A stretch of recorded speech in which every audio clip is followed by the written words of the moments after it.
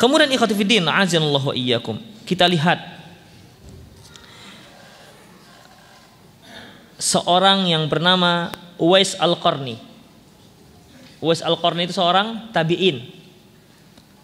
Seorang tabi'in, namun Rasulullah Shallallahu Alaihi Wasallam pernah menyuruh Umar dan Ali bin Abi Thalib mencari Uwais Al-Qarni. Dia bukan sahabat.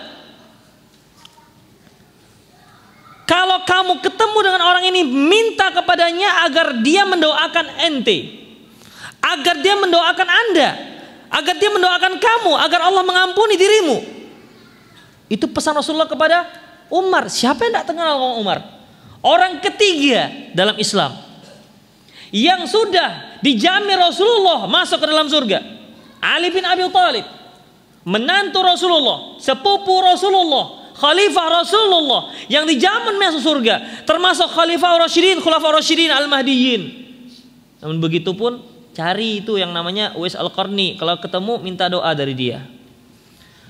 Dicari-cari. Namanya juga Uwais Al-Qarni itu bukan seorang gubernur yang terkenal sehingga mudah dicari, enggak. Setiap kali datang orang Yaman, karena Uwais Al-Qarni ini dari Yaman, asalnya kata Rasul dari Yaman. Setiap kali datang orang Yaman yang pergi ke haji, kalian kenal enggak dengan Uwais Al-Qarni? Enggak. Setiap kali datang rombongan dari Yaman, kenal enggak dengan Uwais Al-Qarni? Tidak. Orang yang tidak terkenal, ikhwafiddin. Hingga akhirnya ketemulah dia, Uwais Al-Qarni, seorang tabi'in tak dikenal, tapi derajatnya di sisi Allah Subhanahu wa taala luar biasa. Sampai khalifah disuruh Rasulullah untuk minta doa dari Uwais Al-Qarni. Kemudian ikhwafiddin azallahu iyyakum, mungkin antum juga masih ingat tentang kisah ketika Rasulullah Shallallahu Alaihi Wasallam bersama para sahabat yang lainnya di masjid, beliau mengatakan nanti sebentar lagi akan datang seorang penghuni surga.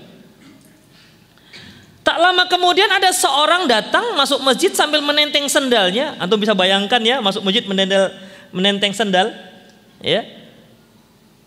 Kami pun melihat, iya siapa ini? Nggak dikenal. Bayangannya itu kan kalau seorang penghuni surga mungkin khalifah atau orang dekat Rasulullah. Tapi ternyata yang masuk bukan. Sahabat yang lain, mungkin bukan ini.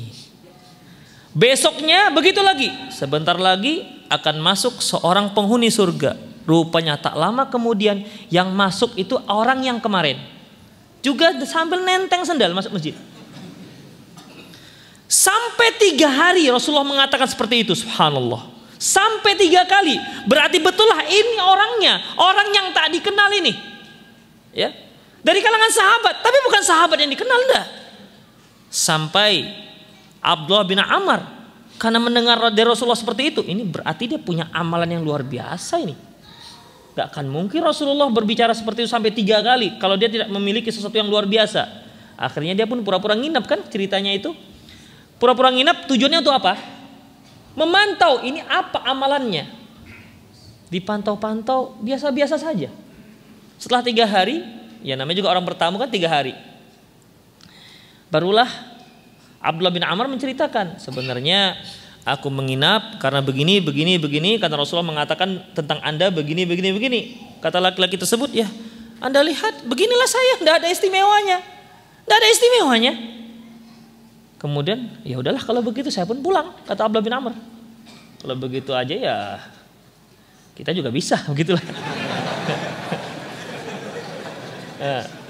Kemudian pergi Abdullah bin Amr radhiyallahu anhu, tapi dipanggil lagi oleh